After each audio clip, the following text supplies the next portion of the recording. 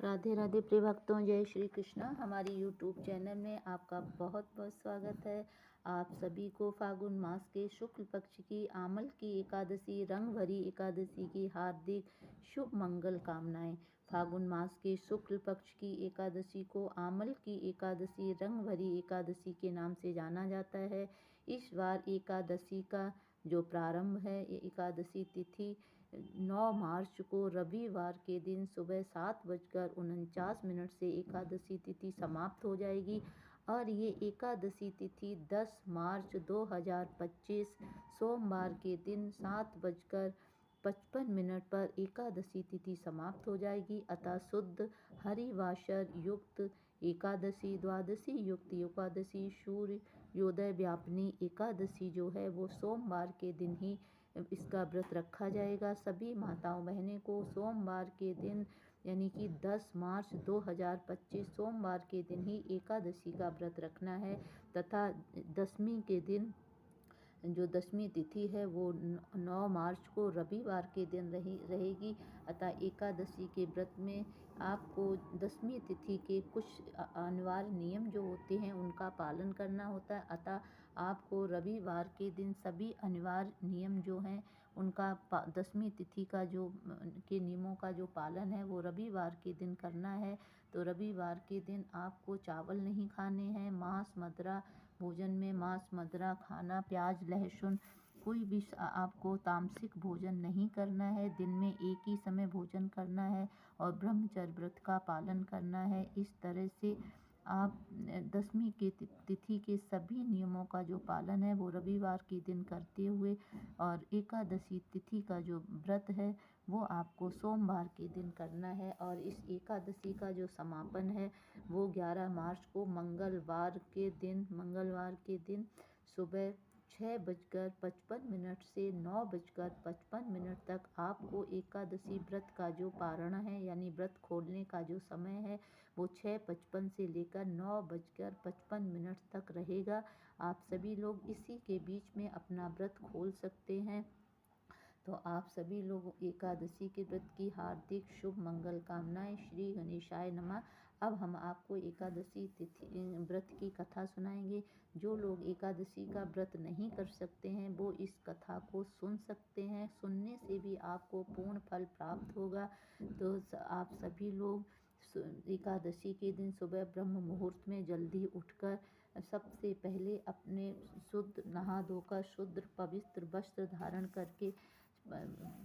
धारण करके लक्ष्मी नारायण का श्री हरि लक्ष्मी नारायण का व्रत का जल्दी उठकर पूजन करें, शुद्ध वस्त्र धारण करें, प्रभु की पूजा अर्चना करें और एकादशी व्रत का संकल्प धारण करें और भगवान कृष्ण भगवान नारायण से ये प्रार्थना करें, हे कमल नयन, हे वासुदेव, मैं एकादशी के दिन निराहार रहकर व्रत कर रही हूँ और एक शुद्ध देशी घी का दीपक प्रज्वलित कर लें और अपने हाथ की अंजलि में जल रखें, तुलसी का दल रखें, कुछ दक्षिणा रखें, गंगा जल रखकर पीला पुष्प रखकर हाथ की मुद्रा को इस तरह रखें और सभी सामग्री को हाथ में रखकर 3 बार आपको बोलना है, ओम विष्णवे नमः, ओम विष्णवे नमः, ओम विष्णवे नमः और अपना नाम और अपना गोत्र वो उच्चारण करें। जगह का जिस जगह आप रहते हैं वो उच्चारण करें और संकल्प प्रभु को समर्पित करें और प्रभु से प्रार्थना करें, हे दीनबंधु, हे दीनानाथ, हे कमल नयन, हे करुणा निधान, आज मैं आमल की एकादशी, रंग भरी एकादशी का व्रत करने का संकल्प लेती हूँ। आप मुझे पूर्ण शक्ति और सामर्थ्य प्रदान करें कि मैं सभी नियमों का पालन करते हुए विधि विधान से इस एकादशी का व्रत धारण कर सकूं। यदि मेरे द्वारा जाने अनजाने में कोई त्रुटि हो जाए या गलती हो जाए तो मुझे अबोध बालक या बालिका समझकर क्षमा अवश्य प्रदान करें। इस प्रकार आपका संकल्प हो जाएगा और आपका व्रत आरंभ हो जाएगा। सूर्य भगवान को जल प्रदान करें, तुलसी का पूजन करें, गौ माता को फल खिलाएं। एकादशी के दिन चावल नहीं खाना है, अन्न नहीं खाना है, केवल फलाहार ही करें। तो प्रेम से बोलो श्री लक्ष्मी नारायण भगवान की जय। श्री वृंदावन बिहारी लाल की जय। गिरिराज धरन की जय। श्याम सुंदर यमुने महारानी की जय। गुरुदेव की जय।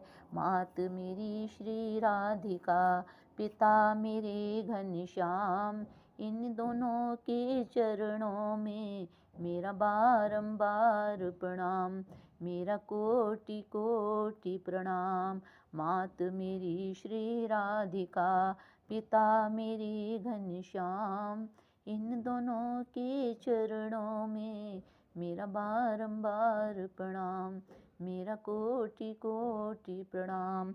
राम कृष्ण दो एक हैं, अंतर नहीं निमेष, इनके नैन गंभीर हैं, उनके चपल विशेष। राधा तू बर भागिनी, कौन तपस्या कीन, तीन लोक तारण हरन प्रभु, सो तेरे आधीन। बोलो राधा कृष्ण भगवान की जय। लक्ष्मी नारायण भगवान की जय। श्री गणेशाय नमः। अब मैं आपको एकादशी व्रत की कथा सुनाने जा रहे हैं। एक बार श्री युधिष्ठिर ने भगवान श्री कृष्ण को प्रणाम करके प्रश्न किया कि हे प्रभु, मैं आपके मुखार विंद से मैं फागुन माह के शुक्ल पक्ष की जो एकादशी है उसकी कथा सुनना चाहते हैं। भगवान श्री कृष्ण कहने लगे कि आपने लोगों के हित के लिए बड़ा ही अति उत्तम प्रश्न किया है।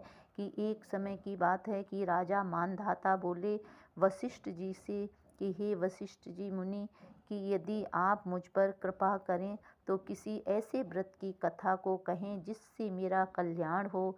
महर्षि वशिष्ठ बोले, हे राजन, कि सभी व्रतों में उत्तम और अंत में मोक्ष देने वाला आमल की एकादशी का व्रत आज मैं आपको बताने जा रहा हूँ। इस व्रत को आमल की एकादशी का व्रत आज मैं आपको बताने जा रहा हूँ। इस व्रत की कथा सुनाने जा रहा हूँ। आप सभी लोग इसकी कथा बड़े ही ध्यान पूर्वक सुनिएगा। ये एकादशी फागुन मास के शुक्ल पक्ष में आती है। इस व्रत को करने से सभी पाप नष्ट हो जाते हैं। इस जन्म के और पिछले जन्म के सभी पापों का नाश हो जाता है। इस व्रत का फल 1000 गौदान के फल के बराबर होता है। अब मैं आपसे एक पौराणिक कथा कहता हूँ, ध्यान पूर्वक सुनिए। एक वैदिश नाम का नगर था जिसमें ब्राह्मण, क्षत्रिय, वैश्य और शूद्र चारों वर्ण आनंद के साथ निवास करते थे। उस नगर में सदैव वैदिक ध्वनि का गुंजायमान होता रहता था तथा पापी, दुराचारी, नास्तिक उस नगर में कोई नहीं था। उस नगर में चैत्रिय नाम का चंद्रवंशी राजा राज्य करता था। वह अत्यंत विद्वान तथा धार्मिक था। उस नगर में कोई भी व्यक्ति दरिद्र व कंजूस नहीं था। सभी नगरवासी भगवान श्री हरि विष्णु के परम भक्त थे। बाल, वृद्ध, स्त्री, पुरुष सभी एकादशी का व्रत किया करते थे। सभी भगवान के में पूर्ण निष्ठा रखते थे। एक समय फागुन मास के शुक्ल पक्ष की आमल की एकादशी आई। उस दिन राजा, प्रजा, बाल, वृद्ध सबने हर्षपूर्वक व्रत किया। राजा अपनी प्रजा के साथ मंदिर में जाकर पूर्ण कुंभ स्थापित करके धूप, दीप, नैवेद्य, पंचरत्न, धात्री अर्थात आमले का पूजन करने लगे और इस प्रकार स्तुति करने लगे कि हे धात्री, तुम ब्रह्म स्वरूप हो। आप ब्रह्मा जी द्वारा उत्पन्न हुई हो और समस्त पापों का नाश करने वाले हो। आपको बारंबार प्रणाम, आपको कोटि कोटि प्रणाम। अब आप मेरा अर्घ स्वीकार करो। आप प्रभु श्री रामचंद्र जी द्वारा सम्मानित हो। आपसे मैं प्रार्थना करता हूँ कि आप मेरे सभी पापों का नाश करें और सभी पापों का नाश करें और सभी पापों का नाश करते हुए हमारी सभी मनोकामनाओं को पूर्ण करें। तथा उन्होंने इस तरह से प्रार्थना की और वहीं रात्रि में जागरण किया या उसी समय जागरण किया और वहाँ कीर्तन किया। उसी समय वहाँ एक बहेलिया यानी शिकारी आया। वह अत्यंत पापी और दुराचारी था। वह अपने कुटुंब का पालन जीव हत्या करके करता था और वह भूख और प्यास से व्याकुल वह बहेलिया उस जागरण को देखने के लिए मंदिर में एक कोने में बैठ गया और भगवान श्री हरि के महात्म और कथा का श्रवण करने लगा। इस प्रकार अन्य मनुष्यों की भांति उसने सारी रात्रि वहाँ पर बिताई। भूखा तो वो भूख प्यास से व्याकुल था और उस दिन उसने पूरी रात्रि वहाँ जागरण में बिताई। प्रातः काल होते ही लोग अपने अपने घरों को चले गए, लेकिन वह शिकारी भी अपने घर चला गया। घर जाकर उसने भोजन किया। कुछ समय बीतने के बाद उसकी मृत्यु हो गई, लेकिन उस आमल की एकादशी की कथा श्रवण करने से, रात्रि जागरण करने से उसने राजा विद्रुत के घर में जन्म लिया और उसका नाम बसरथ रखा गया। युवा अवस्था आने पर वह चतुरंगिनी सेना के साथ धन धान्य से युक्त होकर करके 10,000 गायों का पालन करने लगा।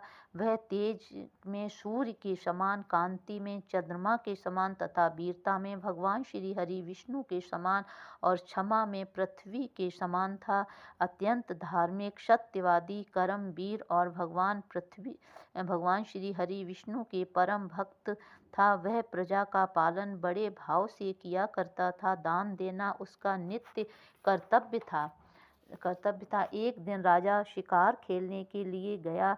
देव योग से वह रास्ता भटक गया और दिशा का ज्ञान न होने के कारण उसी वन में वह एक वृक्ष के नीचे सो बैठ गया और वहाँ उसको बैठे बैठे उसको नींद आ गई। थोड़ी देर में जब वो राजा गहरी निद्रा में चला गया, उस समय वहाँ मलेच्छ आ गए और वहाँ जंगलों में मलेच्छ तो रहते ही हैं। वो राजा को अकेला देखकर मारो मारो करते हुए राजा पर हमला कर दिया और कहने लगा कि इसी राजा ने हमारे पुत्र पौत्र और हमारे सभी संबंधियों को मार दिया है तथा हमें देश से निकाल दिया है। अनेक प्रकार के अस्त्र, अतः इसको अवश्य मारना चाहिए। अतः वो राजा को मारने दौड़े और अनेक प्रकार के अस्त्र शस्त्र उनके ऊपर फेंकने लगे। तब